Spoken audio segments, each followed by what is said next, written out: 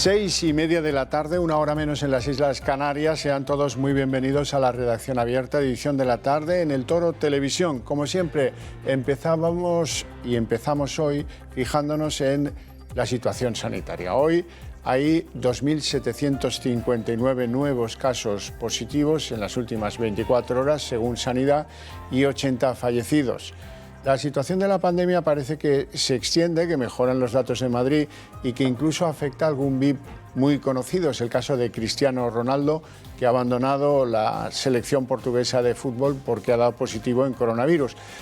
Vamos a la gravedad de la pandemia en España. Miren, ¿saben? Van a verlo aquí en un gráfico. Estamos llegando casi a los 60.000 muertos por declaración del Instituto Nacional de Estadística. Esta gente compone sus datos sobre los excesos de mortalidad y acaban siendo los datos más fiables y que más contrastan con el número de fallecimientos declarado por el Ministerio de Sanidad. Los dos casos afectan a la primera y a la segunda oleada en junto. 33.124 detecta Sanidad, mientras que, insisto, el número de muertos que detecta el Instituto Nacional de Estadística, el INE, alcanza ya los 58.850 en ambas oleadas, incluso los más actuales. Bueno, en esas circunstancias continúa la guerra política entre la Administración Sanitaria en Madrid y la Administración Sanitaria del Gobierno de España. Quiero que escuchen en primer lugar a Antonio Zapatero, que es viceconsejero de Sanidad madrileño, que esta mañana empezaba con unos datos más positivos en Madrid que en ninguno de los días anteriores. 446 por 100.000 habitantes, empezaba a pedir el levantamiento de las medidas. Sí, imagino que sí. Hemos reunido a las 7:30 del grupo COVID y entiendo que una propuesta que haremos desde la consejería será, desde el Gobierno de Madrid, será el levantar el estado de alarma, sí. Porque no se cumplen los criterios que estaban establecidos. Uno de los tres, en este caso, el de la incidencia acumulada por encima de 500. Uno de los tres. Los otros dos todavía Madrid están en los niveles que el Gobierno considera que es necesario decretar el estado de alarma, ¿no? Mejorando, porque la positividad de pruebas está en torno a un 16% más o menos, y también seguimos mejorando, y la ocupación de UCI debe estar en torno a un 39-40%. La presidenta madrileña Isabel Díaz Ayuso decía lo propio esta misma tarde. Van a pelear para que se levante esa medida día a día. Hoy volvemos a solicitar al Gobierno de España que anule el estado de alarma en la Comunidad de Madrid. Nuestras medidas sanitarias están consiguiendo reducir las cifras de contagio, de hospitalizaciones, de atención hospitalaria, cada día, tal y como nos informan los expertos de la Consejería de Sanidad y hasta reconoce la propia Organización Mundial de la Salud. Por eso pensamos que la intervención atropellada es la peor decisión que puede tomar el Gobierno en relación con la salud de los madrileños y con el motor económico de España, que es precisamente Madrid. La España próspera y pacífica de los últimos 40 años se construyó desde el entendimiento, el respeto a la ley y la voluntad común y decidida de ser un país mejor. Y para que ustedes vean, la vicealcaldesa de Ciudadanos, Begoña Villacís, vicealcaldesa de Madrid, calificaba de chapuza lo que está haciendo el gobierno de Pedro Sánchez con los datos de Madrid. Hay que decir una cosa, este estado de alarma es un parche a la chapuza que hizo el Gobierno de la Nación con esa orden ministerial, y nosotros simplemente en Madrid lo único que se hizo es transponerlo. Por tanto, no olvidemos que este estado de alarma, que tan perjudicial está siendo para Madrid, no deja de ser a efectos económicos, porque a efectos sanitarios había otras maneras para hacerlo, no deja de ser un parche a la chapuza que se hizo con la orden ministerial. Hay que decir que no dejamos de bajar en casos, es decir, Madrid está mejorando mucho. ¿Está bien? No, no está bien. Madrid tiene que seguir mejorando, pero no dejan de bajar los casos. El choque entre las dos administraciones hoy se ha recrudecido porque Salvador Illa, en una entrevista en la cadena SER, bajaba el grado de la cosa. Si lo que se legisló en el BOE eran 500 por 100.000, ahora pretende que Madrid no estará fuera de limitaciones hasta que esté en 200 por 100.000. Vamos a escuchar a ella. Si vemos que durante la semana en alguna de las 9 localidades, 9 municipios, se cumplen estas circunstancias, pues en el próximo Consejo de Ministros yo propondré levantar el confinamiento perimetral en aquellos municipios que lo cumplan. Pero de momento no se dan hoy, ¿no? Es muy importante que las instituciones vayamos todas alineadas y juntas en este combate. Esto es una cosa, en fin, muy necesaria y vamos a poner todo el empeño. 200. Ahora queda, según parece, según lo que dice ella, queda establecido en eso el dejar de tener pues, confinamientos perimetrales. Esta misma tarde, Salvador Illa lanzaba un argumento. Con la sanidad no se negocia. Vamos a escucharlo. Lo único que nos importa es la salud pública, como a la mayoría de los españoles. Con la salud pública no se negocia.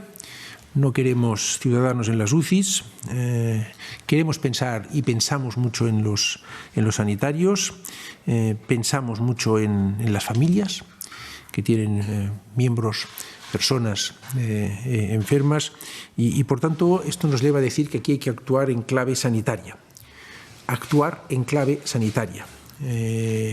Yo escucho muchos argumentos frente a la izquierda, escucho muchos argumentos de derechas, pero no escucho ningún argumento sanitario. Y al virus se le vence con criterios sanitarios. Por nuestra parte, como Ministerio de Sanidad, no vamos a entrar en politizaciones ni en polémicas estériles, no vamos a entrar en reproches, solo vamos a hablar de sanidad porque aquí hay un problema de salud pública y hay que abordar este problema de salud pública con criterios de salud pública. Eso es precisamente lo que le critican desde el Partido Popular y no solo desde el Partido Popular. Ana Pastor, la portavoz del PP en la Comisión de Sanidad del Congreso, dice que lo que faltan son criterios científicos y eso desde luego nos suena bastante conocido. La pregunta que se tiene usted que hacer es ¿por qué 3 criterios que no tienen el aval de los científicos? Solo esa pregunta. En este momento, a nivel de toda España, todos los profesionales sanitarios, mis compañeros, están indignados porque el Gobierno de España no se siente con los técnicos, no tenga un verdadero comité de expertos que ya sabe, bueno, hemos visto, fíjese, en los últimos 3 días se había encargado indicadores a consultoras privadas. O sea, no tiene ningún sentido. No tiene ningún sentido, efectivamente. Sin embargo, ella las diferencias con los datos de Madrid se las torea en 2 pases. Los datos que damos nosotros son los que vuelca la Comunidad de Madrid, los que carga la Comunidad de Madrid en el sistema de vigilancia epidemiológica en el SEBIE, y son los que damos. Y a mí me preocupan cosas en Madrid. Por ejemplo, y no lo digo como un reproche, sino como una constatación, hay un retraso de notificación en Madrid debido al volumen de los casos. No es negligencia, ni mucho menos, quiero dejarlo muy puntualizado esto, de los responsables técnicos ni sanitarios de Madrid. Hay un retraso de notificación de entre 5 y 7 días, o incluso 7 o 8 días. Por lo tanto, hay que valorar los datos con mucha prudencia. Esto lo sabemos todos. Esto lo sabemos todos. Y me preocupa, por ejemplo, el descenso en PCRs. Ya sé que se han hecho test de antígenos. Bueno, Rocío Monasterio, en nombre de Vox, decía que si Ayuso no recurre a estas medidas, lo hará Vox. Pero por supuesto que iremos al Constitucional con el estado de alarma si la señora Díaz Ayuso no lo hace, porque desde luego sería completamente incoherente que la señora Díaz Ayuso diga que es injusto para los madrileños el estado de alarma, pero que por otra parte no tome las medidas que están en su mano para promover un recurso de inconstitucionalidad. Nosotros esa incoherencia no la entendemos y si hace falta ya iremos nosotros por la señora Díaz Ayuso a dar la cara por los madrileños. ¿Y la izquierda en qué está? Pues en un Gabilondo que dice que la moción de censura contra Ayuso está viva, en un rufián que acusa a Ayuso de traficar con vidas, tal cual. Y en las calles, con curiosas pintadas como las que han aparecido en uno de los recientes municipios madrileños restringidos, que es Coslada. Ahí hay un gobierno socialista y van y pintan la sede del Partido Popular, pues con eso que ven ahí en pantalla, acusándoles de la gestión de la pandemia. Qué distinto sería todo si esto fuera al revés, ¿no? Bueno, pues a lo que vamos, la sensación de que los contagios van creciendo y van creciendo en diferentes lugares de España, pues pasa hoy también por Cataluña. Cataluña se prepara para un rebrote con una recomendación generalizada de que la gente vuelva al teletrabajo de forma masiva. Hoy presentan 1.280 casos nuevos y no descartan el estado de alarma, como dice la consejera Budó. En estos momentos y con los datos epidemiológicos que tenemos en Cataluña, pues desde el Govern vamos a adoptar una resolución que va a tomar medidas en dos niveles, ¿no? Básicamente en reducir la movilidad y en reducir la interacción social para evitar de esta manera el incremento de casos COVID en Cataluña. En estos momentos no contemplamos un confinamiento perimetral, son medidas pues que van más en la línea de reducir movilidad y reducir interacción social, pero en estos momentos el confinamiento perimetral en estos momentos no se contempla, como tampoco se contempla en estos momentos a solicitar al Estado español el estado de alarma para Cataluña, pero tampoco se descarta, en función de cómo evolucionen los datos epidemiológicos, no descartamos solicitar el estado de alarma. Y aumentan los casos en residencias de estudiantes, en algunos casos porque no cumplen las medidas sanitarias, en otros porque se han hecho fiestas. Es el caso, ahora lo van a ver, de dos residencias en Barcelona, Montserrat y Peñafort, que han sido pues, los que viven ahí confinados por un elevado número de contagios. Lo mismo ha ocurrido en Granada, donde se han suspendido las clases de la Universidad de Granada y además se ha confinado Écija, en la provincia de Sevilla. En el caso de Granada, ahora van a escuchar a alguien que sale defendiendo la actuación de los estudiantes. No ha sido su negligencia la que ha producido un elevado número de contagios, tanto como que ha obligado a parar las clases en la Universidad de Granada. Nosotros somos científicos y nos basamos en los datos. Yo le puedo decir que hasta el día 21 de septiembre, nosotros desde el 21 de septiembre, el día que empezó el curso, tenemos acumulados positivos estudiantes 236 de casi 60.000 y aislados 840. Repito, acumulados. Y desde el 1 de septiembre en los trabajadores tenemos 22 personas positivas y 148 aislados. Yo con estos datos, quiero que por favor que seamos rigurosos todos. No descarto, por supuesto, que pueda haber malos comportamientos, malas conductas, como ciudadanos y ciudadanas que son mayores de edad. También lo quiero decir. Nosotros tenemos una universidad segura y los datos que aquí están justos. No hay ningún foco, de momento, ni en aulas, ni en laboratorios, ni en bibliotecas.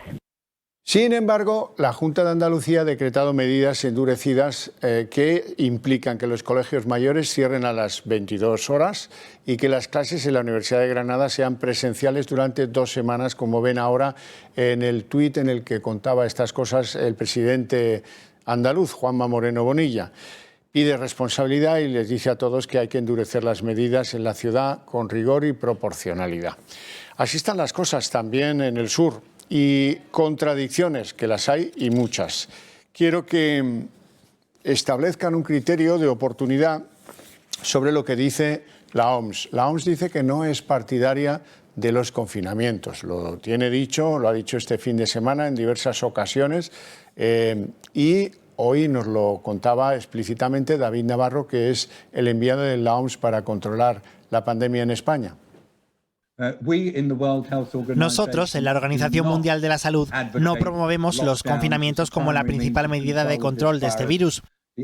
La única vez que creemos que un confinamiento está justificado es para ganar tiempo para reorganizar, reagrupar, reequilibrar tus recursos, proteger a los trabajadores sanitarios que están agotados, pero en general preferimos no hacerlo. O sea que prefieren otra cosa distinta a lo que estamos haciendo aquí. Y atención, porque ha tenido un tropezón la vacuna de Johnson & Johnson, porque uno de los voluntarios, para verificar su eficacia, ha desarrollado una enfermedad sobrevenida que ha sido considerada como inesperada por el laboratorio, que ha paralizado sus ensayos. La farmacéutica estadounidense Johnson & Johnson ha anunciado este lunes la suspensión temporal de las pruebas de la fase 3 de su vacuna contra el nuevo coronavirus, después de que uno de los participantes voluntarios presentase una enfermedad inexplicable.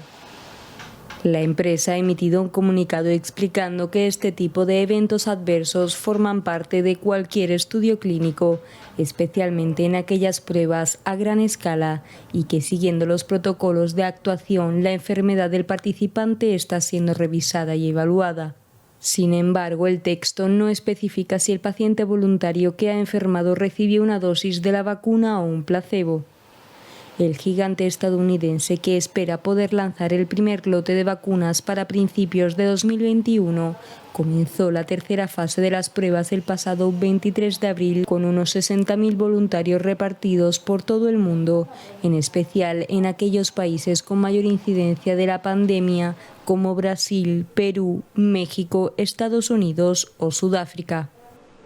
Como solemos hacer cuando tenemos dudas sobre la mesa, sobre los confinamientos, la vacuna y tantas cosas. Don César Nombela, microbiólogo, científico y divulgador. Muy buenas tardes, don César. Buenas tardes. Vamos a ver, ¿qué le parece a usted las dudas sobre los confinamientos? Si son útiles o no, ya ha oído lo que dice la OMS. ¿Qué le parece todo eso? Me parece normal que se diga. Es más, lo que hay que admitir es que los propios epidemiólogos no tienen una solución mágica sobre qué medidas aplicar. Entonces, en cada caso, cuando se produce una transmisión intensa, pues es importante analizar a qué se debe, porque puede deberse a distintas circunstancias. Por eso, el recurrir continuamente a decir tenemos que confinar de manera drástica no es la solución, desgraciadamente. Es más, se ha aplicado en algunos casos con mucha intensidad, como nos ha ocurrido a nosotros, con graves repercusiones económicas. Por tanto, yo creo que hay que ser más rigurosos a la hora de plantearse exactamente cómo proceder. Y casi siempre la clave está en recurrir a medidas de rastreo y de aislamiento de aquellos que pueden estar contagiados y contagiar. Vamos con la vacuna de Johnson & Johnson. ¿Esta es una contrariedad grave lo que ha ocurrido?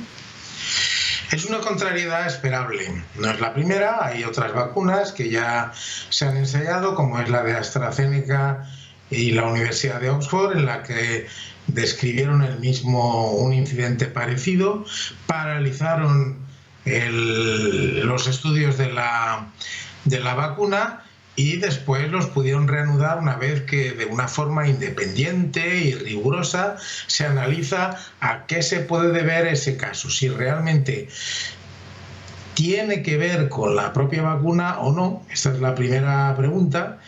Y la segunda sería, pues, cuáles son las circunstancias de ese enfermo. Hay que señalar que todos los medicamentos pueden tener efectos secundarios y no por eso dejamos de usarlos. Y a veces también muy serios. Hay vacunas en uso amplio que no están exentas de algún efecto adverso grave en una proporción muy pequeña de los vacunados, y a pesar de todo pues está justificado utilizarlas. Por tanto, yo creo que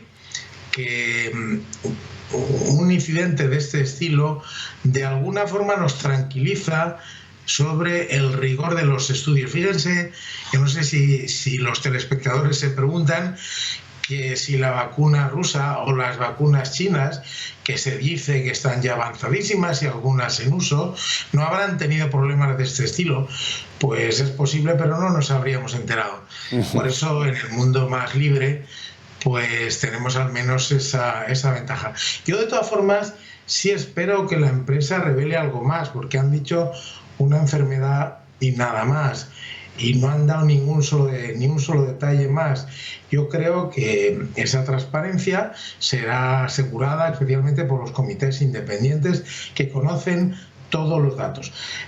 Un último comentario. Esta vacuna de Johnson & Johnson está siendo estudiada en España en fase 2.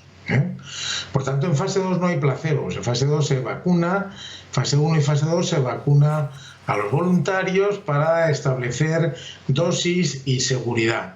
Ya es en la fase 3 y esta vacuna está también en fase 3 en unos más de una docena de países, pensando en vacunar a unos 80.000, y ahí 60.000 me parece más bien.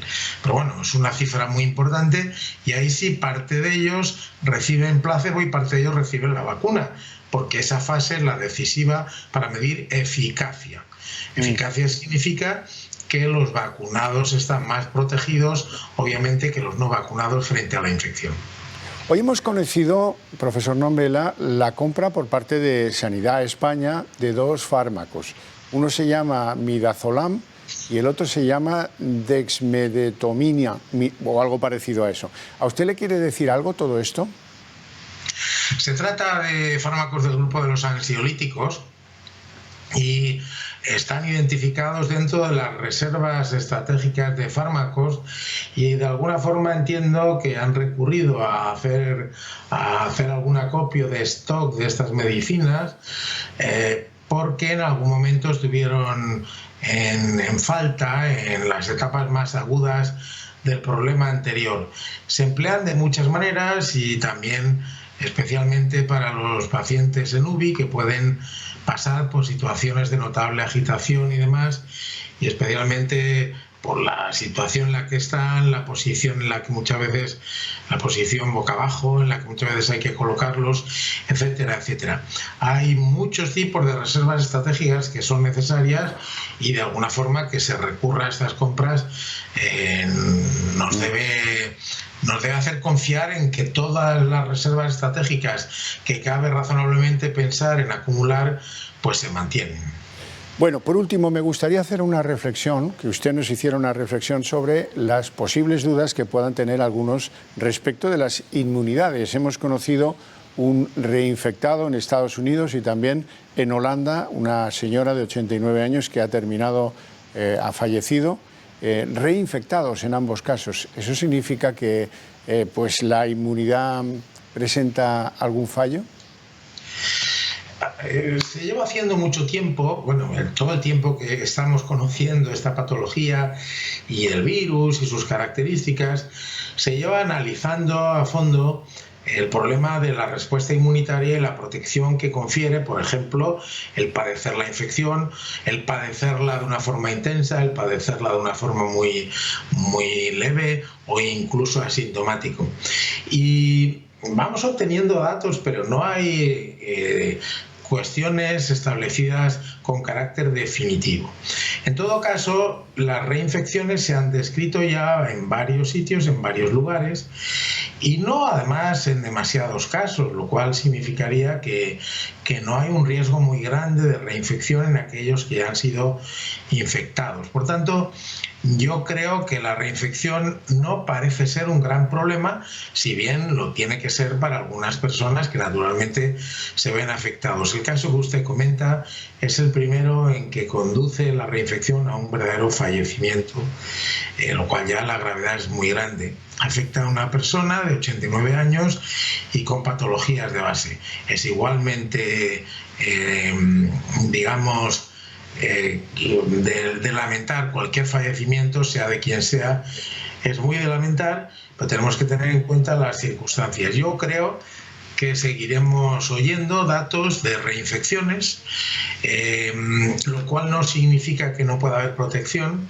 tampoco significa que las vacunas que están en estudio no vayan a ser eficaces, significa que efectivamente el perfil personal de cada cual pues depende mucho, y en esta enfermedad en especial. La gravedad con la que se padece, y no sabemos por qué muchas veces, aunque van encontrándose indicaciones de por qué, pero hay personas que tienen todos los factores de riesgo y que padecen la enfermedad prácticamente asintomáticos, y otros que teniendo unas condiciones mucho mejores, pues padecen la enfermedad con un carácter mucho más grave. A eso habría que unir a esa variabilidad, que muchas veces no se acaba explicando, pues esta circunstancia de que algunos se reinfecten y otros no. Yo creo que la casuística hasta ahora es limitada, y suficientemente limitada como para pensar que padecer la infección sí que suele conferir una protección. Es más, en los estudios de vacunas o en los estudios que animan las vacunas, sabemos incluso que la reacción cruzada de algunos anticuerpos que muchas personas han generado por coronavirus catarrales distintos de este coronavirus catarrales que nos producen catarros banales. A algunas personas la respuesta inmunitaria parece proteger también en parte frente al menos el virus de la COVID. Por tanto, yo creo que las perspectivas en este sentido de inmunización pueden ser razonablemente buenas. A medida a que se vayan esclareciendo, pues sabremos mucho más, claro. Don César Nombela, un placer enorme como siempre tenerle en el programa. Gracias por tratar de evacuar esas consultas que a ojos de ajenos a la materia pues nos continúan preocupando. Un placer, muy buenas tardes. Muchas gracias a usted. Un placer. Bueno, y una buena noticia tengo que darle. Resulta que ahora lo van a ver, lo publicaba hoy el ABC, el portal de transparencia le exige al Gobierno que entregue en el plazo máximo de 10 días hábiles el listado de todas y cada una de las reuniones que mantuvo Fernando Simón, el director del Centro de Coordinación de Alertas y Emergencias Sanitarias. Esto hasta ahora no había sido porque el Gobierno consideraba que al no ser un alto cargo no tenía por qué atender el requerimiento de las reuniones que mantuvo Fernando Simón, con quién, cómo, en fin, todas esas cosas que ustedes ya se imaginan. ¿Y en qué anda el Gobierno? Ahora verán imágenes de la reunión del Consejo de Ministros, porque hoy es martes y hoy tocaba, y además de medidas de género, pues han adoptado alguna otra de interés. Por ejemplo, la adopción de la ley del teletrabajo, que hoy se pone en marcha y que ya obliga a las empresas a costear lo que pueda suponer de más o de coste añadido esa modalidad, el teletrabajo. La ley que regula el trabajo a distancia aprobada por el Gobierno el pasado 22 de septiembre con el respaldo de los agentes sociales entra en vigor este martes 13 de octubre. La norma se publicó el pasado 23 de septiembre en el Boletín Oficial del Estado, dando un plazo de 20 días para su entrada en vigor. De acuerdo con esta ley, el trabajo a distancia se considerará de carácter regular si alcanza al menos el 30% de la jornada o el porcentaje proporcional equivalente en función de la duración del contrato del trabajo, en un periodo de referencia de 3 meses. El desarrollo del trabajo a distancia deberá ser sufragado o compensado por la empresa y no podrá suponer la asunción por parte del trabajador de los gastos relacionados con los equipos, herramientas y medios vinculados al desarrollo de su actividad laboral. Según la norma del trabajo a distancia implantado excepcionalmente como consecuencia de las medidas de contención sanitaria derivadas de la pandemia y mientras éstas se mantengan, le seguirá resultando de aplicación la normativa laboral ordinaria. En términos generales, el trabajo a distancia será voluntario y reversible y requerirá la firma de un acuerdo por escrito que podrá formar parte del contrato inicial o realizarse en un momento posterior sin que esta modalidad pueda ser impuesta.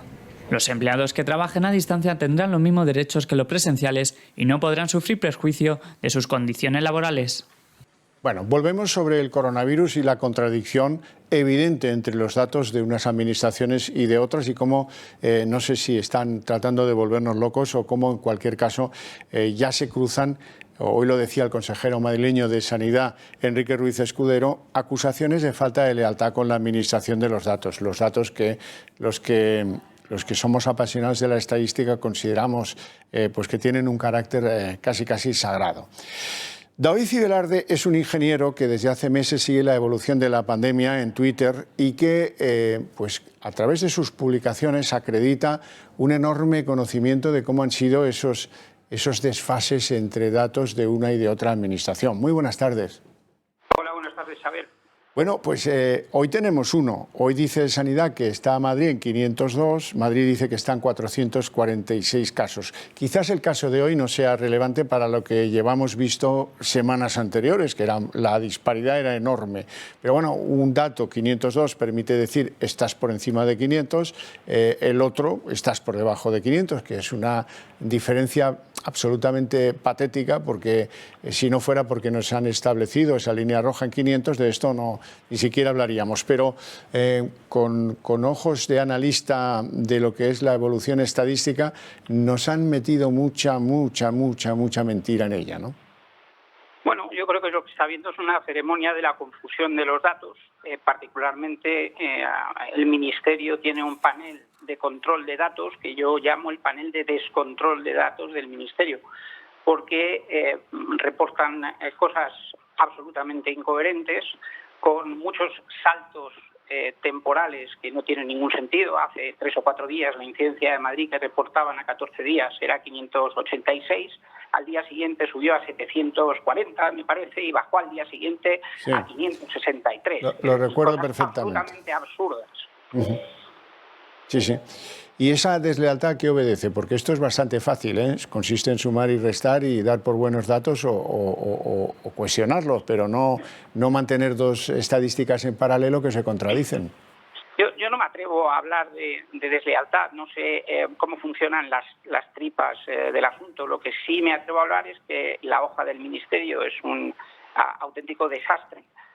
Que suceden cosas tan pintorescas como que distinto número de UCIs ocupadas en un día y otro representan el mismo porcentaje de UCIs ocupadas, según el propio Ministerio, y que hoy lleva a cosas tan divertidas como que la incidencia acumulada de Madrid sea 489 y en la rueda de prensa Fernando Simón diga que está por encima de 500, siendo su propia hoja de cálculo y su propio Ministerio el que dice que está por debajo de 500. Hoy ha habido algo que debería ser motivo de reflexión para los que seguimos todo este avatar de los datos. Resulta que siguiendo los propios datos del Instituto Nacional de Estadística, los excesos de mortalidad les llevan a decir que en España se han producido 58.850 muertes por el coronavirus y ahí seguimos anclados en las cifras oficiales. Antes lo veían los espectadores del Ministerio, que está en 32.929 fallecidos. Este es un drama en el que a mí no se me antoja que podamos pasar página hasta que no se arbitre un conocimiento más sensato de los que han fallecido por la pandemia. Bueno, ese es un tema que tendrán que analizar conforme vaya pasando el tiempo los especialistas del ramo. Es evidente que si se ha producido un exceso de mortalidad muy superior a los 32.900 reportados y en ausencia de otras potenciales causas, como puedan ser olas de calor o cualquier otro tipo de circunstancia en España, que justificaran esa diferencia de 26.000 fallecimientos, lo razonable es pensar que la mayoría de ellos o buena parte de ellos se deban al coronavirus. Pero como repito, yo creo que es un tema para especialistas que hagan las cosas y las contabilizaciones correctas conforme vaya pasando el tiempo. Lo lógico es pensar, como digo, que una buena parte o la gran mayoría de esos fallecimientos se deban al menos parcialmente al coronavirus, pero no estoy en posición para poder afirmarlo con absoluta rotundidad.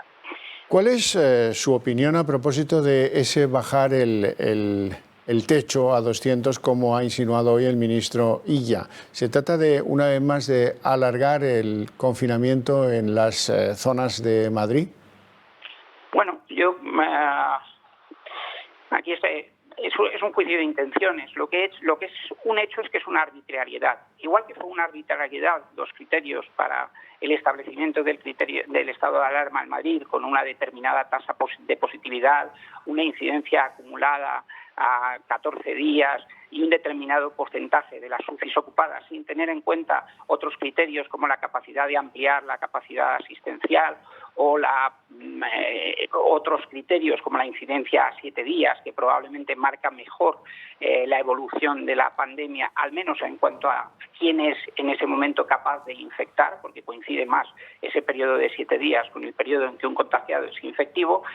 Igual que aquellos criterios fueron arbitrarios, reducirlo ahora a 200 vuelve a ser una absoluta arbitrariedad. Si detrás de eso está el mantenimiento del estado de alarma en Madrid, o por el contrario puede haber incluso, que se me ocurre, la intención de ampliar ese estado de alarma a nivel nacional o a muchas otras regiones, porque en el momento que se baje a 200 entran, te diría que la mayoría de las comunidades autónomas en este momento, y probablemente más van a entrar en los próximos días, porque hay otras como Aragón, Cataluña, Melilla, Ceuta, La Rioja, que están en pleno crecimiento. Yo ya lo desconozco, eso tendrá que decirlo quien sea. Lo que sí puedo afirmar es que es una arbitrariedad absoluta. En el caso concreto de Navarra, ¿podríamos decir que está en cifras peores que Madrid? Bueno, estaban en cifras muchísimo peores que en Madrid y lo que es peor, está en una tendencia mucho peor que en Madrid. Ahora mismo, y según el Ministerio, la incidencia acumulada a 14 días es de aproximadamente 750, no la he mirado bien, la de Madrid está por debajo de 500, como comentaba antes, según el Ministerio, pero es que la incidencia a 7 días está en 455 en Navarra por 206 en Madrid, es decir, menos de la mitad en Madrid que en Navarra. Y esto, para que lo entienda la gente, significa aproximadamente que un navarro cualquiera, al azar, tiene más del doble de probabilidad de ser capaz de contagiar a un contacto ahora mismo que cualquier madrileño al azar. Eso es. Y además hay que tener muy en cuenta los datos de Melilla, porque en Ceuta y en Melilla es el propio Ministerio quien tiene la competencia sanitaria al 100%. O sea que si los datos repuntan, como parece, sobre todo en Melilla, eso es responsabilidad del Ministerio que dirige Salvador Illa y no de las autoridades de la ciudad autónoma. Lo digo por si alguien lo recuerda, que se lo tenga en cuenta. David Velarde, muchísimas gracias, un placer enorme tenerte en el programa. Siga usted mirándose los datos, que nosotros le seguiremos a usted en lo que toca a sus análisis. Muchas gracias. Muchas gracias a vosotros. Un placer. Bueno, tengo que recordarles una cosa importante.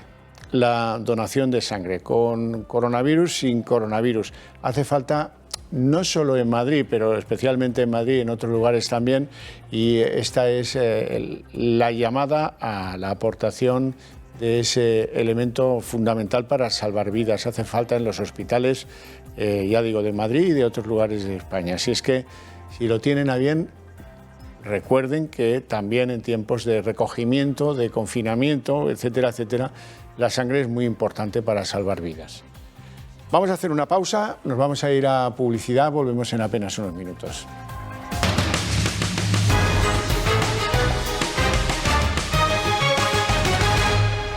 Bueno, les presento ya con estos compases musicales, estoy a punto casi de decir en el rincón a la derecha, pero no. Dos ilustres abogados que me acompañan aquí, don David Gómez a mi derecha. Muy buenas tardes. Don Asís Timmermans a mi izquierda. El reparto de la izquierda y la derecha ha sido... No soy abogado, aunque lo fui. No, pero eso no se deja de ser, ¿no? Bueno, en fin, siempre lo somos. Estoy de baja en el Colegio de Abogados, pero vamos, cualquier día me lío y salgo a la calle sin móvil y me colegio. Sobre todo sin móvil. En fin, bueno, lo primero de todo, ¿qué hay que pensar de una administración, la de sanidad de un país que estaba en 1.000 infectados por 100.000 habitantes, que sin consensuar, sin referirse a ningún criterio científico, como les gusta decir ahora, lo bajó a 500, eso fue el viernes pasado, y hoy que es martes está ahí ya en que hay que bajarlo a 200.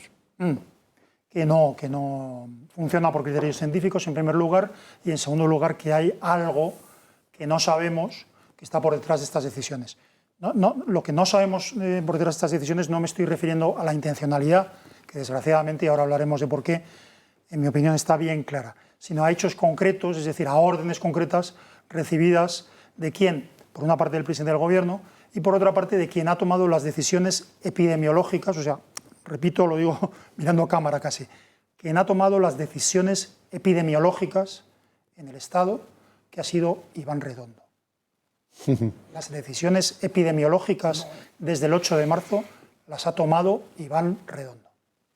Esto suena grave, o sea, no sé, habría que ver si Iván Redondo a lo mejor es epidemiólogo y no lo sabemos. Bueno, como todo puede ser.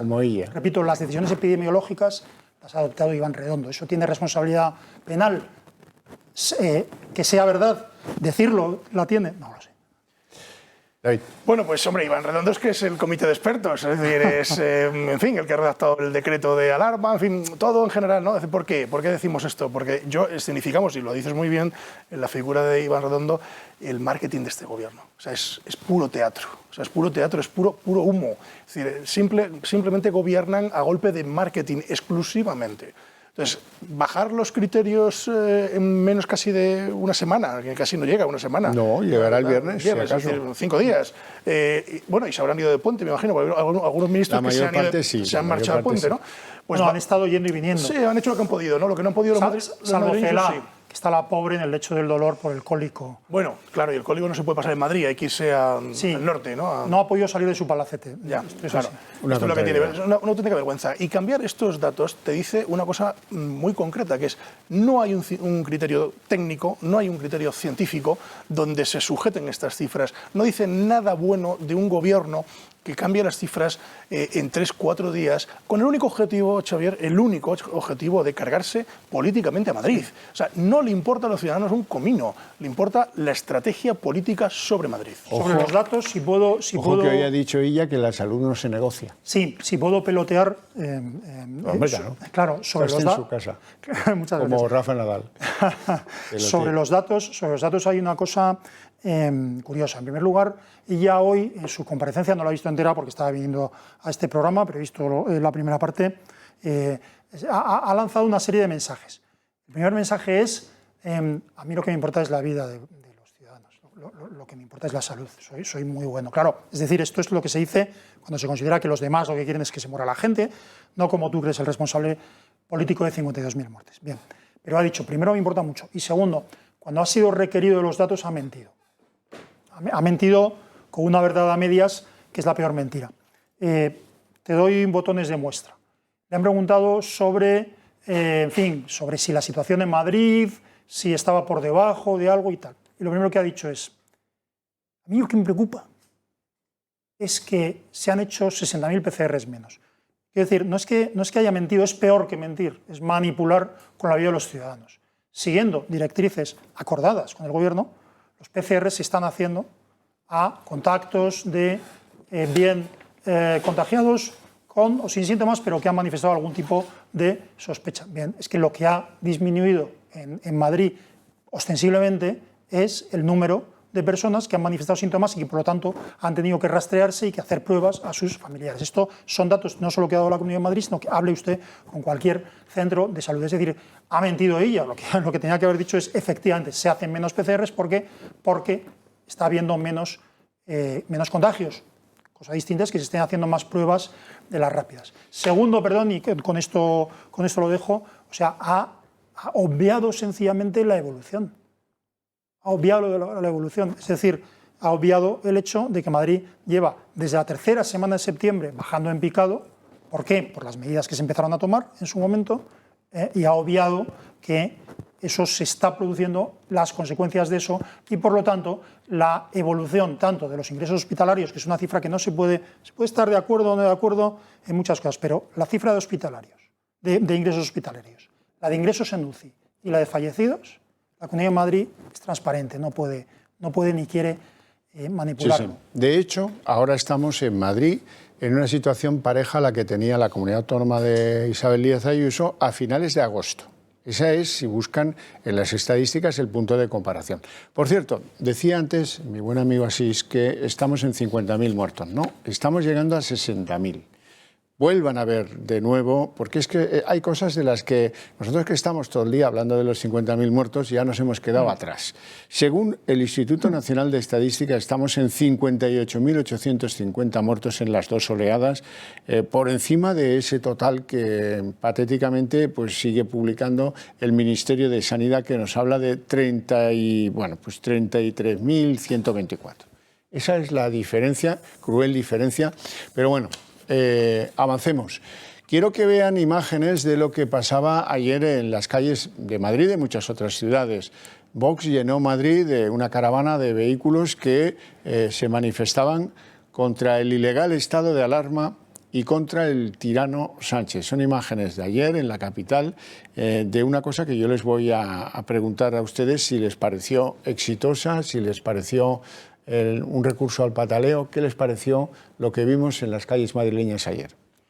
No voy a evaluar los números, las cifras, pero lo que yo me di cuenta es de dos cosas. Una, que la gente tenía ganas de protestar y que había dos tipos de personas que protestaban. Uno, las que lo hacían, bueno, o mejor dicho, tres. Uno, las que lo hacían porque había convocado a Vox. Otra, los que lo hacían porque querían protestar y les era igual quién hubiera convocado. Y un tercer tipo, los que se resistieron a ir o dudaron en ir y al final no fueron porque convoca a Vox. Quiero decir, estaba en el ambiente las ganas de protesta estaba en el ambiente no solo la protesta, sino la satisfacción al oír esa protesta. La gente en Madrid está indignada, en general está indignada. A lo mejor canaliza de una manera u otra su indignación, pero está indignada. Y luego, bueno, pues yo creo que tuvo una repercusión. Por cierto, han salido imágenes de unos señores cantando el Canal Sol, otros señores insultando a no sé quién, otros no sé qué. Es curioso, la extrema derecha, la extrema derecha salvaje, ultra y fascista en este país es curiosísima, porque salen a manifestarse en una convocatoria popular y no hay ni un incidente, ni un cajero quemado, nadie agredido. Ni un contenedor. Nadie, nada, absolutamente. Es una extrema derecha violenta y fascista muy curiosa, muy peculiar. Bueno, a mí me encanta que ver Madrid con las banderas de España, ¿no? Porque en definitiva, al margen de ver coches y gente manifestándose, como vemos en las imágenes, bueno, pues hay banderas de España por doquier, ¿no? Ayer era la fiesta nacional, también es cierto que, bueno, una fiesta típica por la situación en la que estamos, y bueno, pues se convoca esta manifestación o concentración. Yo la llamaría más bien concentración más que manifestación, porque al fin y al cabo no deja de ser pues una concentración pues de madrileños, de españoles que se sienten orgullosos de su bandera y que están hasta la peineta de que el gobierno nos tome el pelo, porque básicamente es esto, ¿no?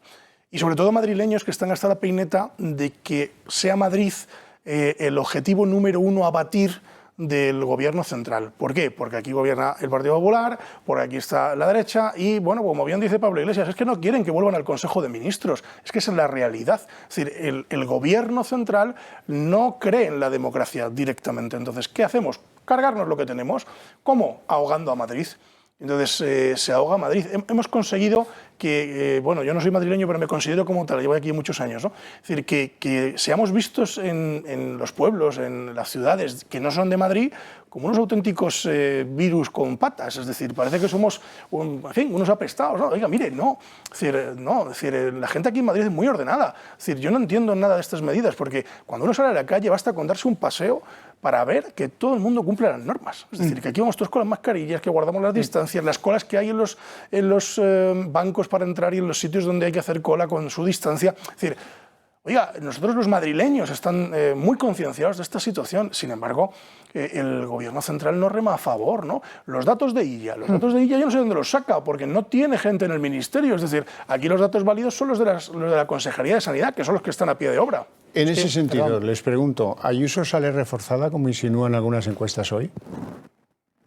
Bueno, o sea, quiero decir, yo me permito decir que la respuesta es un dato. O sea, sí sale reforzada estadísticamente, quiero decir que la intención de voto Ayuso claramente sube, eso está claro, pero por muchos motivos, entre otros porque Ayuso no era precisamente una mujer muy conocida antes de su catapulta como candidata.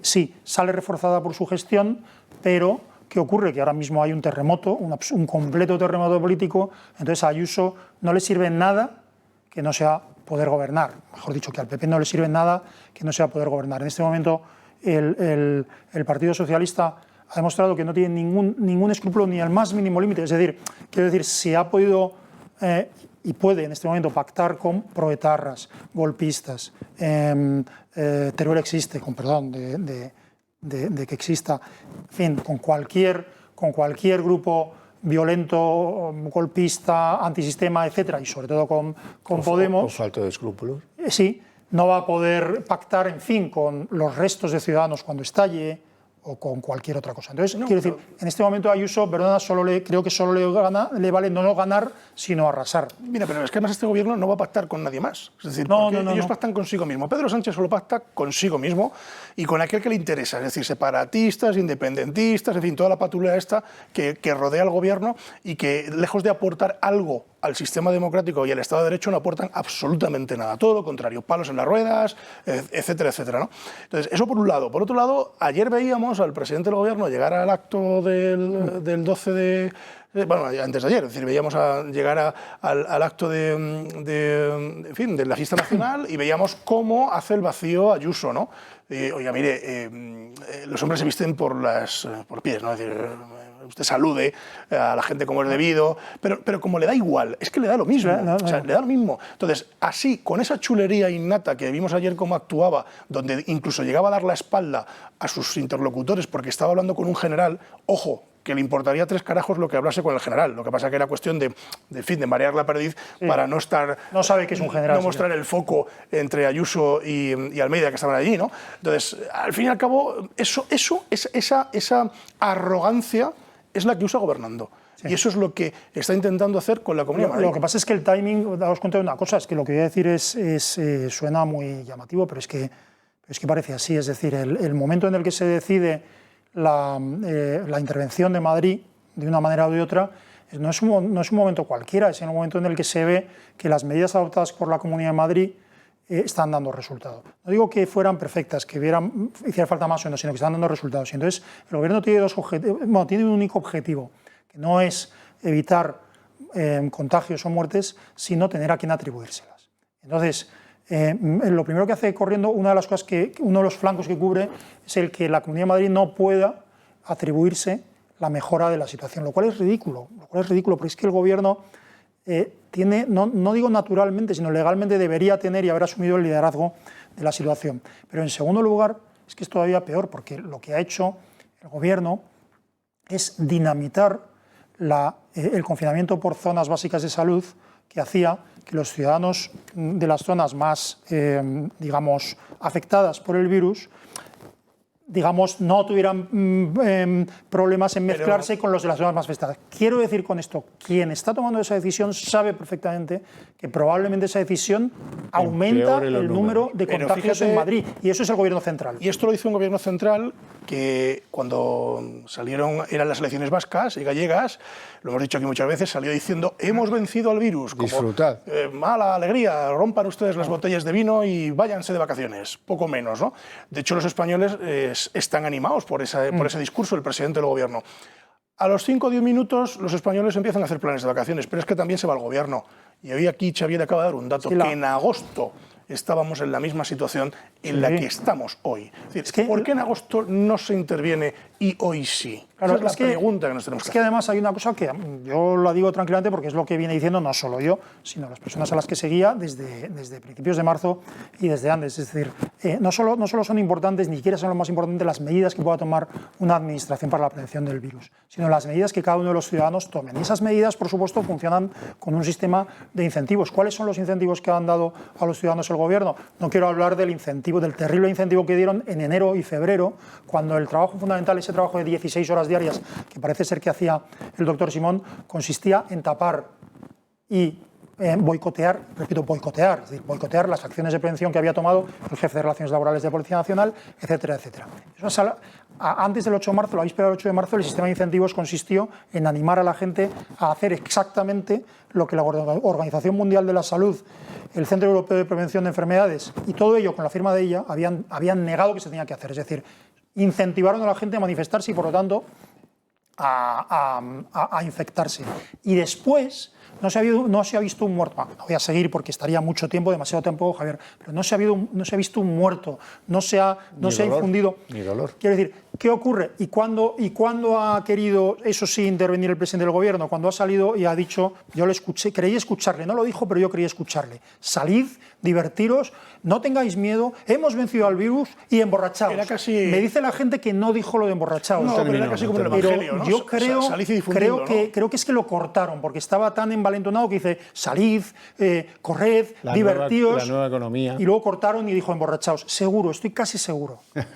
Bueno, antes de entrar en el gran melón informativo del día, que es esa chapuza que se pretende perpetrar sobre el Consejo General del Poder Judicial, nada inocente, por cierto, me gustaría conocer su opinión sobre esa moción de censura de Vox que está llegando ya. Ahora van a ver el calendario fijado para el día 21 a las 9 de la mañana y votación el día 22. O sea que 21 y 22 van a tener esa obligación de más a más, como decían en mi tierra antes, ahora ya ni eso dicen, para estar al día de lo que sucede en el Congreso de los Diputados, puesto al máximo, porque más allá de la moción de censura no hay nada en democracia. Bueno, sobre eso les quiero les quiero sacar a colación lo que dice de ello Gabriel Rufián. Este ya ha visto la moción, se la han pasado por la noche, una de esas premiers para avanzados de la política, y dice que va a estar llena de insultos. Esto ya lo sabe Gabriel Rufián. Cuando pienso en para qué va a servir, solamente me surgen palabras que no puedo decir. Serían bastante poco elegantes. Creo que va a ser salvaje. Y así se me entiende perfectamente. Creo que lo que vamos a ver en ese debate va a ser poco edificante, sino muy generoso. Creo que, como ya dijimos, a los 5 minutos de que el señor Abascal lo anunciara, es una moción de censura que va más contra Casado que contra Sánchez o Iglesias. Vamos a escuchar cosas en el hemiciclo que desgraciadamente escuchamos últimamente, pero de una forma mucho más soez. Pero va también muy ligado seguramente a lo que sucederá en la Comisión de Investigación de la Kitchen. Ahí vamos a escuchar cosas terribles, insultos terribles por parte de la derecha. Hombre, ya lo sabe esto. Iván Espinosa de los Monteros habla de que los que no quieran votar la moción de Vox van a quedar también retratados. Lo que nosotros proponemos es que los 350 diputados hagan un examen de conciencia. Dejamos fuera a Bildu, incluso podemos dejar fuera a los separatistas que ya sabemos que desean lo peor para España. Quitando a aquellos, es decir, citando solo a aquellos diputados que quieran lo mejor para España, lo que proponemos es que cada uno de ellos haga un ejercicio de conciencia y que piense si realmente prefiere votar para que este Gobierno siga destrozando España, siga destrozando nuestra economía, siga metiéndonos en la peor gestión del mundo de la epidemia, o si por el contrario no prefieren que se vuelvan a convocar elecciones y que los españoles tengan la alternativa de elegir un nuevo Gobierno. En eso consiste esta moción de censura. David. Bueno, efectivamente en eso consiste la moción de censura. Yo creo que deben de aprovechar la moción de censura para que Pedro Sánchez no se vaya vivo de la moción. Hay que aprovechar la sesión parlamentaria para tirarle de las orejas bien tirada y sacarle bien los colores, es decir, ponerle contra las cuerdas, porque yo creo que nadie en este momento le está poniendo contra las cuerdas. Prácticamente todos los grupos van por libre, entonces se siente muy cómodo. Él va a intentar eludir en todo momento todas las cuestiones, echando pues mano de lo que decía Rufián, ¿no? Que, en fin, que es una vergüenza en sí mismo. Si él dice esta moción es una vergüenza, pues yo creo que la vergüenza es él. Tener un parlamentario de este nivel en el Parlamento es, en fin, para tirarse de los pelos, ¿no? Porque al fin y al cabo lo único que dice son absolutamente chorradas. Pero bueno, una vez dicho esto, yo creo que la moción de censura debe de ser un instrumento para sacar los colores al Gobierno y sobre todo para quitarle la venda y descubrirle. Como decimos en Derecho, la doctrina del velo, es decir, que se quite el velo y que veamos quién hay detrás de este Gobierno y realmente cuáles son sus intenciones. Sí, yo creo que el Partido Popular ha perdido una oportunidad. Es decir, yo no sé si Vox ha hecho bien, o sea, ha ejecutado bien la moción de censura. No lo sé, quiero decir, no lo sé en el sentido de que hubo contactos previos. Sí, también es verdad que todavía no lo ha ejecutado, tienes toda la razón. Pero lo que sí sé es que el Partido Popular podría haber reaccionado bien y se ha metido en un callejón sin salida. Ya no importa lo que haga, que no va a ser lo que quiere hacer. ¿Qué quiero decir con esto?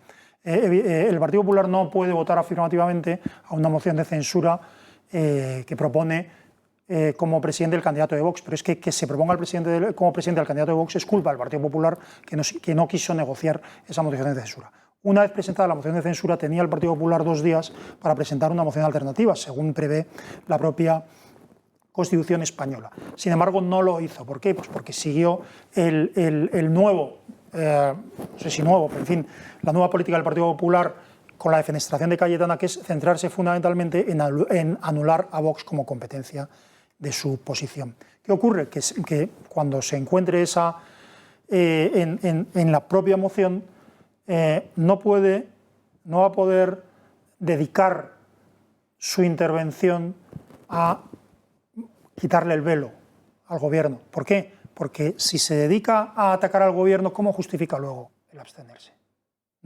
Bueno, eso lo hacen muy bien en Ciudadanos, ¿eh? Sí. Llevamos no sé cuántas votaciones de prórroga del estado de alarma con el pobre Mundo Val, que parece el equilibrista mágico del circo, diciendo lo que quiero decir es que no importa, el Partido Popular no va a votar a favor de la moción de censura. ¿Por qué? Porque eso beneficiaría, sin ninguna duda, a la situación en general, porque evidenciaría un número importante de votos en contra del gobernante más nefasto que ha tenido España en todo este siglo y parte del pasado, pero no puede darle ese triunfo, digamos, a Vox, esa sumisión ante Vox. Yo lo que le diría tanto a Vox como al Partido Popular es que no se pueden enzarzar o no se deben de enzarzar porque le estamos haciendo el juego a la izquierda. Entonces, la moción de censura no tiene que ser lo que ellos dicen, ¿no? Lo que acaba de decir Rufián, ojo, no está mal tirado, lo que está diciendo políticamente hablando, es decir, no, esto va contra Casado. No, perdone. O sea, no podemos entrar en ese juego y la derecha no puede entrar en ese juego porque la moción de censura no va contra Casado. Va contra Sánchez. Va contra Sánchez. David, una pregunta. ¿Crees que la intervención... Vamos a ver, sabemos lo que va a hacer Santiago Abascal, porque además tiene la ventaja, y eso habría que haber insistido en ello, una moción de censura es una exposición pública, sin límite, sin límite de tiempo y por lo tanto con unas condiciones muy favorables para el candidato.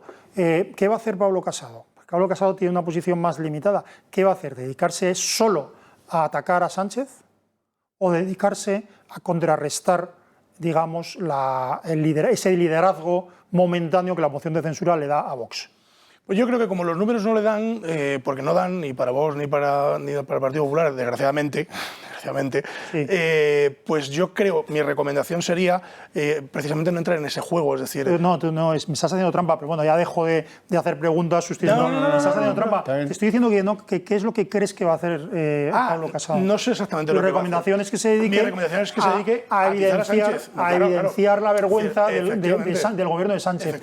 La mía también, en este momento, es de second best, es lo segundo mejor que podría hacer, porque lo primero mejor que podría haber hecho habría sido negociar la moción de censura con Vox o presentar una moción alternativa en la cual Vox yo creo que se habría tenido que sumar de alguna manera, porque es lo que quiere el votante de Vox. Pero como el votante del Partido Popular o parte del votante del Partido Popular lo que perciba es que la única forma que tiene Pablo Casado de cumplir su función es apoyar a Vox, entonces votará a Vox. Ya. Bueno, pues iremos viendo.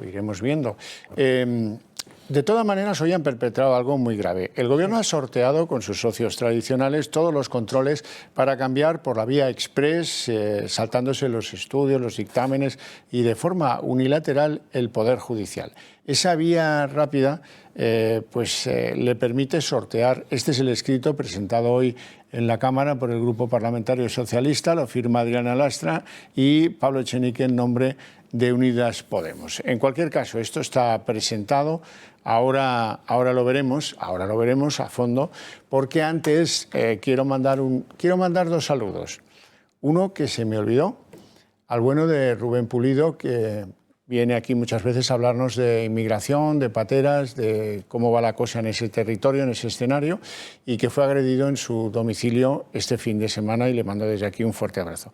Y el segundo, más sostenido en el tiempo, es para don David Portero, presidente de Dignidad y Justicia, al que ya tenemos al otro lado del hilo telefónico, porque mientras los espectadores ven ese último vídeo emitido por Dignidad y Justicia, me gustaría, don Daniel, muy buenas tardes. Sí, buenas tardes. Me gustaría que contaras a los espectadores esa iniciativa de Dignidad y Justicia que es tan novedosa. Pues vamos a ver, lo que trata Dignidad y Justicia de alguna forma es hacer justicia a casi la mitad de los atentados de ETA que están sin resolver. Casi 50 terroristas de ETA están huidos de la justicia española, están distribuidos por Sudamérica, están distribuidos por Venezuela, Cuba y México principalmente, un 60-70% de ellos. Y lógicamente, pues este mensaje, este vídeo va dirigido a ellos. Va dirigido a ellos en el sentido de que Dignidad y Justicia ofrece por cada uno de ellos, estamos hablando de una lista de casi 50 terroristas, de momento hemos sacado 6, las caras de 6, en donde ofrecemos 1.000 euros por información, o sea, la asociación ofrece 1.000 euros, da 1.000 euros a aquella persona que facilite la detención y la entrega de terroristas de ETA a la justicia y por tanto de alguna forma a extraditarlos a España para que puedan ser juzgados para resolver esos casi 400 asesinatos sin resolver. Bueno, pues dicho queda y lamento profundamente, Daniel, que no pudieras estar en Málaga fechas atrás por culpa del del confinamiento en esa reunión familiar que los porteros hacéis cada año en memoria de tu padre. Lo lamento de verdad. Te lo agradezco mucho, Javier, porque yo creo que eres la primera persona que se acuerda de eso. Yo verdaderamente sé que tú tienes una sensibilidad especial con las víctimas del terrorismo y, bueno, pues eres la única persona que ha recordado eso. Yo lo he pasado mal por el hecho de no poder haber viajado, pero era mi responsabilidad ahora en estos momentos profesional, en donde tenía que cumplir una serie de normas y, bueno, pues en Madrid pues nos hemos quedado.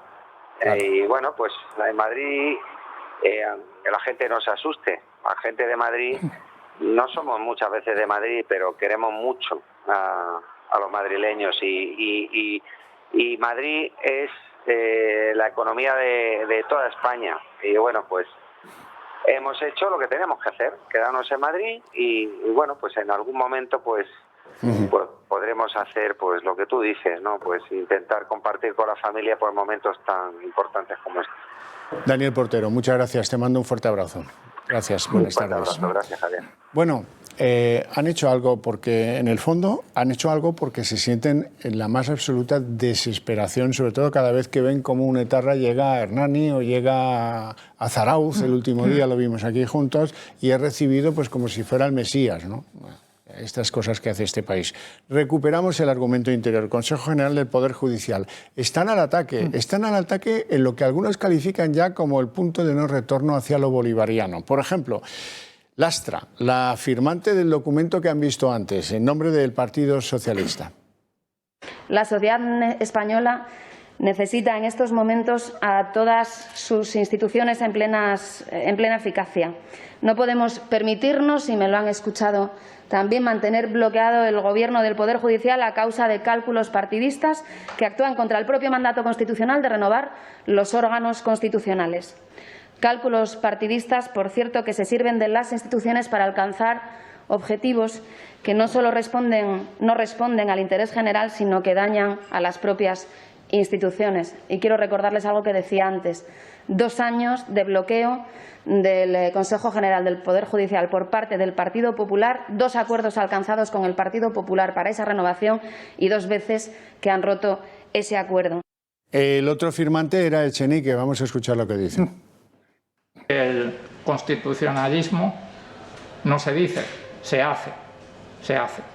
Y el Partido Popular lleva incumpliendo la Constitución española como mínimo 2 años en lo que respecta a la renovación del Consejo General del Poder Judicial. Esto es algo que no es la primera vez que lo lleva a cabo el Partido Popular. Bien lo saben los cronistas parlamentarios, que conocen perfectamente la hemeroteca, y esta proposición de ley precisamente viene a garantizar que se cumple la Constitución. Esto es una barbaridad que se salta todo, absolutamente todo. Voy a empezar por el final, porque dice, sí, es una barbaridad porque hay que cumplir la Constitución, tal. Tiene narices que diga esto un señor portavoz de Podemos que le hace el vacío al rey, que intenta cargarse al rey por arriba, por abajo y por el centro, y que cuando a ellos les viene bien hay que cumplir la Constitución, cuando nos viene bien. Mientras tanto, no. O sea, tienen narices. Con respecto a la señora Lastras, ¿qué jurista se ha perdido este país con esta señora que habla del Consejo General del Poder Judicial y que me juego con vosotros una comida que no sabe ni lo que es el Consejo General del Poder Judicial? No tiene ni la más remota idea. ¿Qué licenciada se ha perdido este país? Sí, bueno, exacto. Primero licenciada, después jurista, ¿no? Es decir, o sea, hablar de esto a mí me parece tremendo. Primero, que alguien nos tenga que explicar que es urgentísima y necesaria esta reforma y que precisamente es esta señora que no tiene ni idea de este sarao, ¿no? Me imagino que el PSOE tendrá gente estupenda y portavoces estupendos en comisiones de justicia que conocen bien este asunto. Por otro lado, jurídicamente hablando, es una auténtica aberración lo que pretenden hacer. Pretenden controlar a los jueces. Digo controlar, controlar y manipular el Consejo General.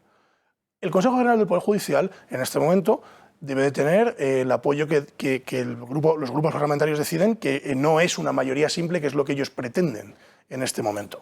Entonces, oiga, mire, no nos tome el pelo a los españoles, es decir, ustedes lo que quieren es controlar el Consejo General, es decir, ya controlan ustedes el Ejecutivo, mangonean el Legislativo y les queda el asalto al Poder Judicial. Y eso es lo que pretende Podemos, es su hoja de ruta. Y además con prisas.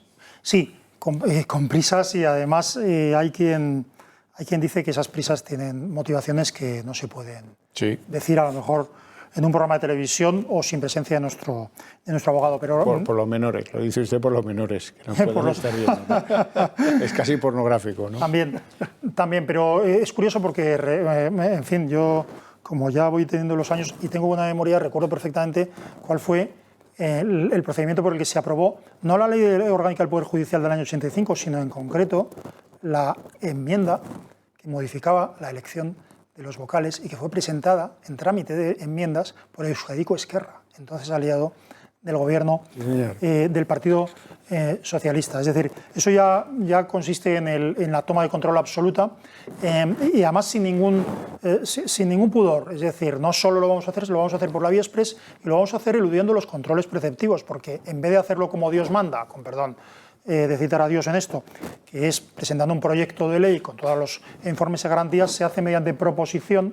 O sea, es decir, los mismos partidos, es un fraude, es lo que se llama en derecho también un fraude de ley, ¿no? Utilizar el texto de la ley para buscar un fin no perseguido en ella. Es decir, los partidos del gobierno, en vez de presentar un proyecto de ley, lo que hacen es presentar como tales partidos por fuera del gobierno una proposición. ¿Para qué?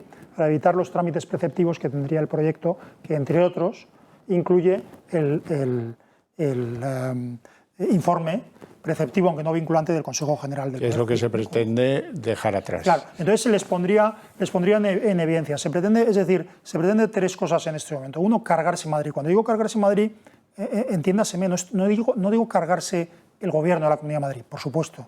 Lo que quieren es destrozar Madrid, destrozar la economía de Madrid y que en Madrid sean más dependientes y poder echar la culpa, por supuesto, ese ejemplo neoliberal, al Partido Popular, sí, del maldito neoliberalismo que nos invade, que diría mi amigo el profesor Rodríguez Brown. En segundo lugar, cargarse la monarquía, irla deshaciendo, en fin, digamos, estafar lo que es la percepción de la institución más valorada por los ciudadanos, mezclando cosas que no son. Y en tercer lugar, dominar completamente la justicia, incluso... Es que es la última... Es el último bastión, la justicia. O sea, controlando la justicia de este país, controlas este país. La controlan bastante.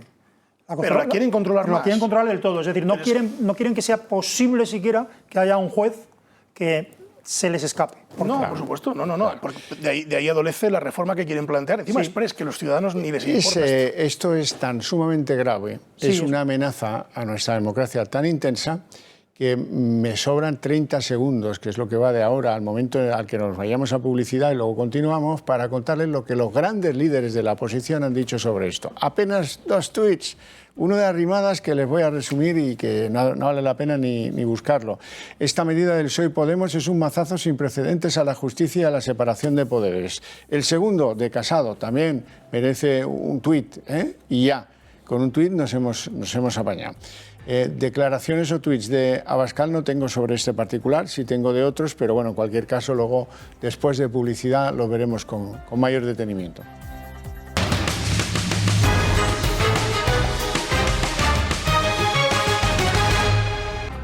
Bueno, para muchos es una incógnita por qué no han entrado a este trapo los grandes líderes políticos de la oposición. Sí lo han hecho sus segundos en el puente de mando de los diferentes partidos. Por ejemplo, Cuca Gamarra, portavoz del Partido Popular. Las mayorías parlamentarias, gobierne quien gobierne, siguen existiendo.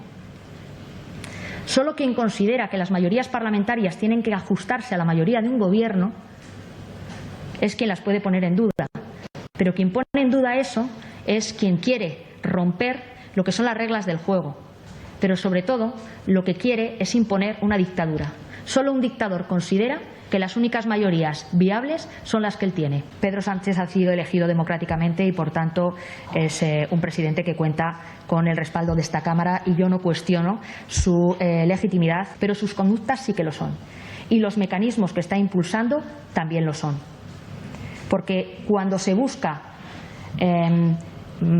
machacar y anular el papel de la oposición, Evidentemente, esas conductas son autoritarias, son dictatoriales y se apartan de la buena salud democrática y de la buena calidad democrática.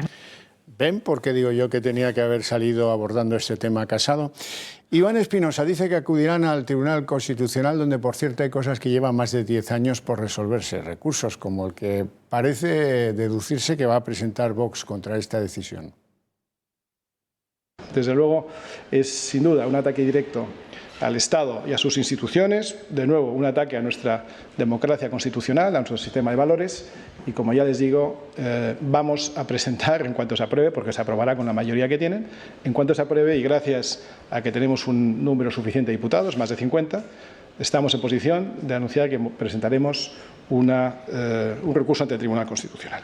Y el segundo de Vox, porque Inés Arrimadas estaba en otras ocupaciones, que dice Edmundo Val. Han consumado esta amenaza de politizar más el Consejo General del Poder Judicial, porque no es una reforma precisamente que garantice la división de poderes, la regeneración democrática o la lucha contra la corrupción. Y la trepidante, meteórica respuesta de María Jesús Montero. Que el Partido Popular no piensa cumplir con su obligación constitucional.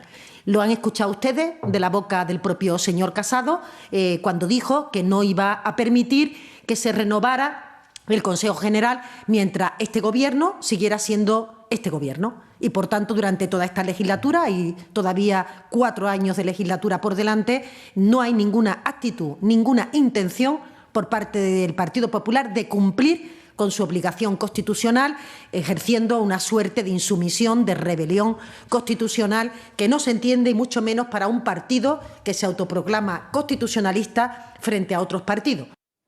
Excusatio non petita. Cuando me he perdido. Cuando decía un amigo que cuando se apaga la campana extractora en la cocina, ese ruido tan desagradable, la sensación es muy parecida que cuando se calla Marisú Montero.